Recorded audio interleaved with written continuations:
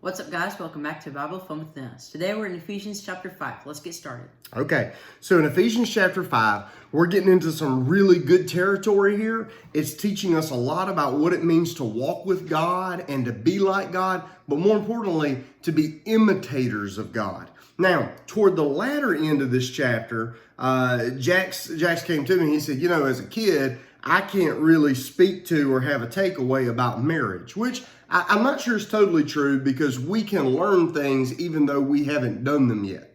And so let me just tell you this. Sometimes in life, the best lessons are not from our experiences. The best lessons come from watching the experiences of others. And so like when it talks about marriage here, marriage is not something you want to pick up on the fly. You want to pick up when you get married. Really, it's a better idea to pick this stuff up before you ever get there. And so, but it is going to talk about marriage. Now, here's what I want you to do. I want you to understand that when the Bible's talking about marriage here, at the latter end of chapter number 5, it's really talking about the perfect kind of marriage. And so when you read this and you go, man, my marriage doesn't look like this, or the marriages that I see don't look like this, understand God knows that we're humans and we can't even get this right.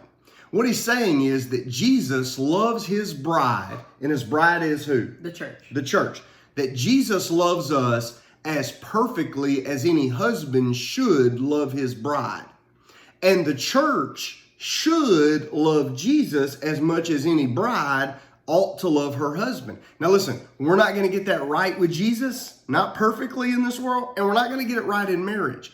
But it doesn't mean that there's not a standard here for us to aim at. And it's a beautiful picture that as God talks to us about being his children, Jesus is connected here about being our husband, our groom, and that we're united together in Jesus. And what's even more pretty about that is when the Bible describes marriage, even in the first book of the Bible, it's talking about how two become one. And so whereas we're described as God's children at the beginning, at the end, we're talking about becoming one with Jesus. And that's a beautiful kind of love. Now, two kinds of things you're going to see. In verse number 8, it's going to say, for you were once darkness, but now you are light in the Lord. Now, I want you to understand this. It's going to give us two sides of this same coin. First of all, in verse number 8, it says, you were once darkness. It doesn't say that you were once in darkness. It says you were once darkness. And so walk as children of the light. This is going to be one of those ways where the Bible starts to cross kind of some themes, because you're going to find like when John, who wrote the Gospel of John, when he talks about our connection with this world and our connection with God, he's going to use the picture of light, just like Paul does here. He's going to say that there are some things of the light, they're of God, and there's some things of darkness, which are the world and the devil. And light and darkness do not mix. Either it's going to be dark or it's going to be light. They don't really mix. And so the Bible is telling us here, you were once darkness. Not in it, you were it. But that Jesus redeemed us out of it. And that's beautiful. Verse number 1 is the other side of that. Jax is going to read because that's his takeaway. Okay, so it says, therefore, be imitators of God as dearly loved children, and walk in love as Christ also loved us and gave himself for us, a sacrificial and fragrant offering to God. Okay, so what's that mean? Okay, so it says to be imitators of God as dearly loved children. So we are God's children, and we are to imitate him. And since we're God's children, he gives us certain qualities and behaviors. So we inherit some of that good stuff from him. And we're also to walk closely with him so that we pick up most of that good stuff. Okay, so can we ever fully imitate God, do you think? No. No, because we're not God. Right. But can we imitate him as best as we can and kind of model our lives after what he would want? Absolutely. Yes. Now, here's what Jax and I talked about. We have a picture of Jax like a few days old. And I don't know where we were. I think we were at Jenny's parents' house having dinner one of the first times. And so we're having dinner there, and we have a picture of Jax, and he's little tiny, and he's got his right hand behind his backhand sleeping. He's got his right leg crossed over his left leg, and he's laying down. Well, they took a picture because I'm asleep right next to him because he was a terrible baby and he was up all the time. and my right hand is under my head, and my right leg is over my left leg. We're laying exactly alike. Now let me ask you that. Did you learn that from me?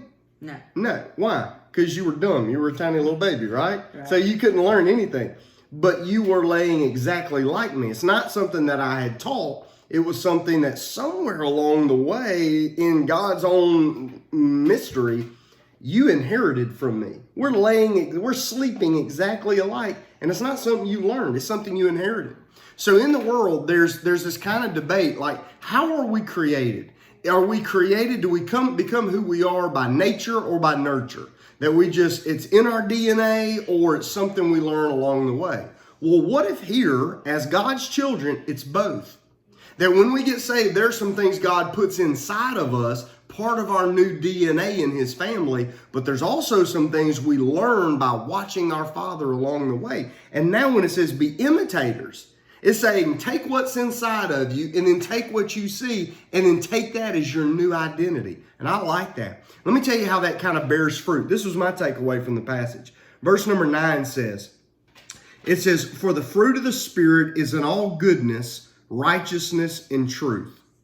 So all good, everything good, true, and godly, all good fruit, every true fruit, every godly fruit is got to be based out of God's goodness, righteousness, and truth. Let me give you a simple way to make decisions in your life. If you got any decision to make, however big, however small, and you want to make sure it's a godly move, it's the right move, it's inside the permissive will of God, what God would allow, let me give you 3 questions to ask with any decision. And this is a big one, by the way, because this ties into how we follow God by imitating him. Here we go. Watch. Is this decision good? If it's not good, now not good like in regard to the world, is this good in regards to God? Does God say, this is good? And by the way, he does judge things. Remember, everything he created, what did he say? He said, it is good. Exactly. So ask, is this good? The second question you need to ask is this right? Because there are some things we do in this world that are right, and some things we do in this world that are good. Well, if they're right on one side, the other side is they are wrong. There we go. All right. And then the other, so is it good? Is it right? And here's another one. Is it true? Not just is it true in the context of it's fact instead of fiction. But what did Jesus say? Jesus said, I am the way, the truth, and the life. Okay. So when we say is it true, we not only want to know, are we being deceived in any way? We want to know, does it match up with Jesus? So is it good? Is it right? Is it true? And if it is, it may be from our Father. So we want to be imitators of God as dear children. That's how we want to relate to God. And then we want to be wives who love and respect our husband. That's our relationship to Jesus. So let's live it well. Let's love God well. And let's keep reading. We'll talk to you soon. Bye. Bye.